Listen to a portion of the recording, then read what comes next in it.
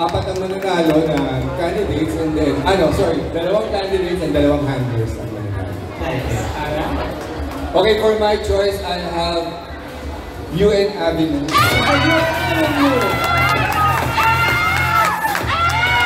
Another back-to-back pick.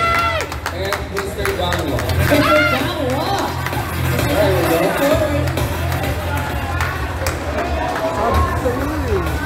Just have to say I love boy. Mr. Bacoor and Mr. Paco Manila. Mr. Bacoor and Mr. Paco Manila. Congratulations. Wow, I don't know how they were able to come up with that cap na nagawa siya. Mr. Balut. Mr. Balot, no? Okay.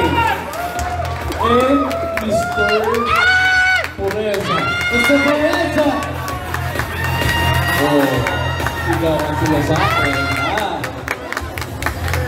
Grabe yung combination, pati yung mga judges. I love it. Sir Jonathan, may request and honor to kindly come up on stage to award, of course, our winners. Ladies and gentlemen, compress please. Thank you. And I just have to say, yung shoes nila, grabe nakahiyan on the day itself. Pagmaniwala sila. But I think There's some, yeah. there are some, yeah. I think it's Pureza. And Beautiful wear. I think that's Balot.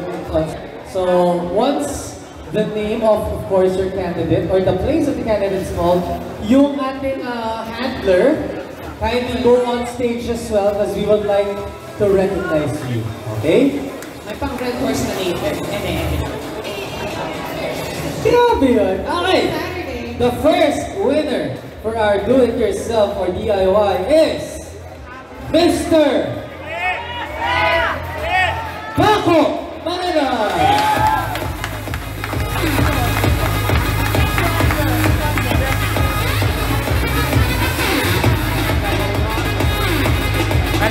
We would like to call on the handler of Mr. Paco. Where are you? Amy, congratulations.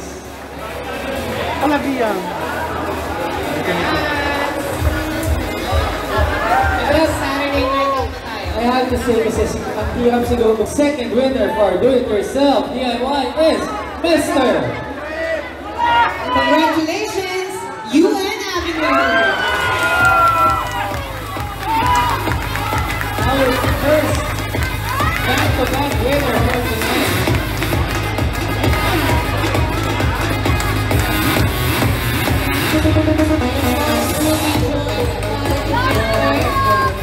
Also wearing white. Alright, congratulations. Congratulations, Mr. UN Avenue and Mr. Paco Manila. Ladies and gentlemen, your do-it-yourself winners. Grabe.